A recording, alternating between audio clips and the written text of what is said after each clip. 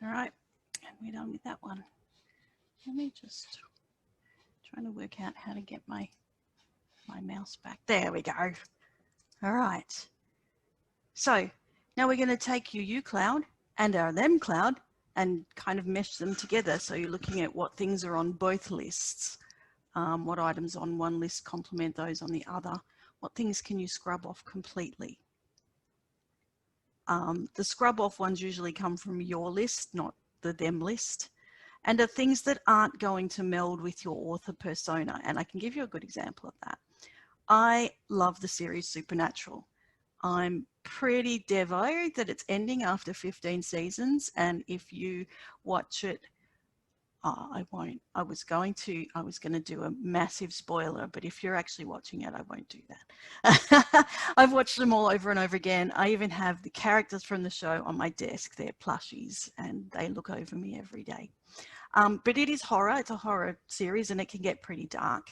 And it's not in keeping with the light kind of historical romantic adventures that I write. So that's something that I won't share with my audience, even though I like it. Even though, I mean, there's likely to be some of my audience who also like Supernatural, but in the main, they won't be able to share my interest in that. So I can scrub that off completely. So what you're looking for is things where you're interested in it and your readers are likely to be interested as well. Just as an aside, you can also use the list that you come up with to develop your own tagline. So it might give you some ideas on what your tagline is. Mine is history and romance with a little magic, which kind of, yep, I didn't pick it up from there, but that's what mine is. So you might want to use them to do that. You can also use them to give your newsletter a theme if you want to. Some historical authors have themed newsletters around specific time periods. There are specific Regency ones, specific Victorian ones. I particularly love one called Dirty Sexy History, which is exactly what you think it is. And the third thing you might want to do is come up with a title for your newsletter if you want to give your newsletter a title that's other than your name. All right, so by the time you get to the end of this exercise, you should have a list of topics that interest both you and your potential readers. And from there, we're going to look on Google. And the reason we look on Google is because Google has lots of stuff. So for example, one of my topics was women's jobs in history. And when I Googled that, I just found so many articles that it's something that I could just go back to over and over and over again to talk about in my newsletter. And I could do things like give a list of jobs that were available for women at certain time periods. And I can talk about International Women's Day and how it came about. And I can talk about individual jobs and how horrible they were. And if you don't believe me, look up seamstress. Being a seamstress was a horrible, horrible job. There were worse ones, but it wasn't that great. I could talk about individuals who paved the way for the rest of us to join the workforce. You know, there's just so many different topics within that topic, and I can find information for all of them on the Google. And to finish off this section, I put those up there. And to finish off this section on what to write, there is one last thing that you can do if you simply cannot think of anything else to write about. And that's just look on Google for lists of newsletter content ideas. Make sure if you're going to do that, that you specify fiction authors or romance writer newsletter ideas. Otherwise, you'll get lists for non-fiction authors and they just have stuff on them that doesn't apply to us at all. This is one that I found with a search that was fiction author newsletters. And it was Zoe somebody. And you can see there's things like writing fun facts from your writing process, lessons you've learned from writing a book, personal experiences, you know, share the story behind the story, sample chapters, outside news or events that relate back to the topics in your books and that kind of stuff. There's always something to write about if you look hard enough. That little thing is stuck on the page. I can't, oh, there we go. I couldn't shift forward. So if you use somebody else's research for your newsletter, make sure that you credit your sources, because it's just mean if you use someone else's research and you don't thank them.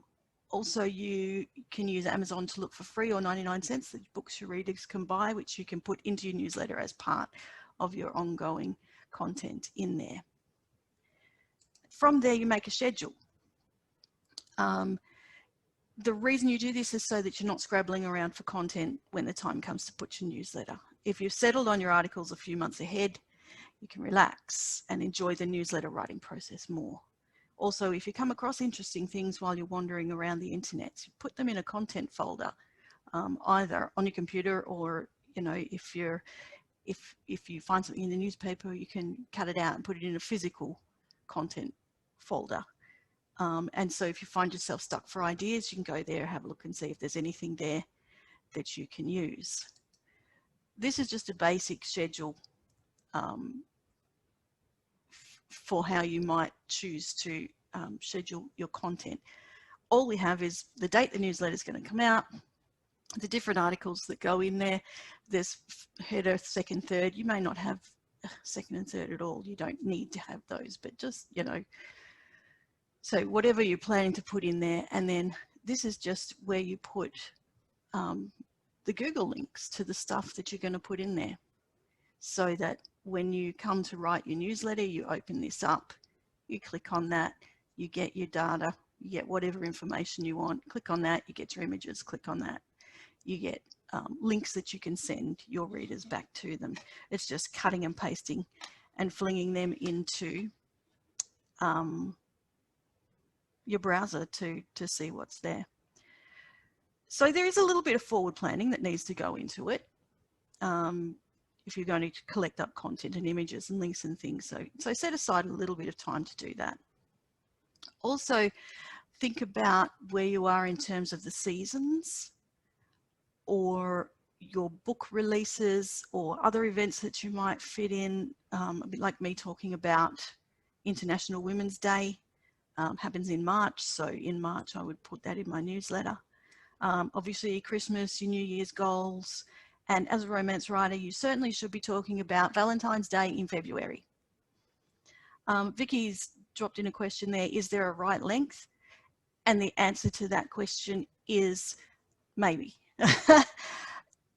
It depends on what your audience expects. So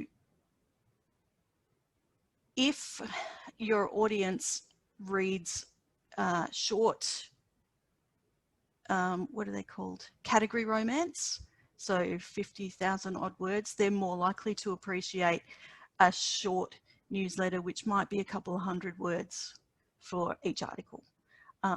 If they read longer books with a bit more detail, they might appreciate a more long researched newsletter with maybe 500 to 1,000 word articles. So there isn't a right length. The length depends on the people that you're writing to. That probably doesn't really help that much, but it's not a question that can be, oh good, she's got it, yay. So hopefully now you've got a long list of things to write about that should be interesting to both you and your audience. And the next thing to look at is the actual writing of your newsletter. So all this wonderful subject matter that we've collected will do you no good at all unless your newsletter is attractive. It needs to look nice, it needs to feel inviting. So I just want to show you one of mine as an example to give you some pointers. So this is the one that I put out in October.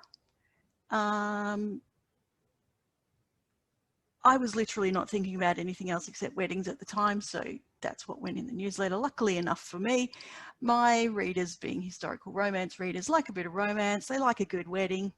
So I was happy to let them all be part of mine. I love using images. I try to have one per article, but sometimes more creep in. The only issue with images is that they can be blocked in people's email servers. But if you're a trusted person coming into their email box, then you tend to be okay. Usually my newsletter has my face on it. This one didn't because that picture was just so gorgeous. It got its own place. But usually you get my smiling face. And I don't do that because I think I look magnificent or I have some overwhelming desire to be famous. I'd much prefer to be famous without my face being famous. That would be nice. Thank you very much. But I do it because people connect with people. I want my readers to see what I look like and for them to start forming then a bigger picture of me in their heads. So how I might talk and what my voice sounds like and the kind of person that I am. So that's why I put my picture on. You don't need to do that. Other considerations that you're looking at with your newsletter are your images, your colors, your logo. Just trying to see what else is in here. So this, my current logo obviously is this one over here, Bree Verity, History and Romance. I built that in Word. Didn't get anyone to build that for me. I just flung that together in Word. This is just Word, and that's just a little text box underneath the text. And then this was just, you know, bits and pieces of things put together. So it was not difficult to do. This one, because I'm thinking about, well, I'm not thinking, I'm writing some time travel books at the moment. So I thought I'm going to need a different logo. So I put this one together literally in 10 minutes on Word the other day. And the picture is a freebie out of images on the net that are free, and then I've just flung some text on it. So you can see it's an easy thing to do. You do need to have a header for your newsletters, whether it's just your name, whether it's your name and your tag, whether it's a picture or you decide to call your newsletter something. You've got to have something like this up here on your newsletter to identify it. And the reason you have that is because that same thing comes up every time in their box. They start to identify that and know that what they're getting is, oh look, this is Bree Verity's historical romance newsletter, and she always has fun stuff to say.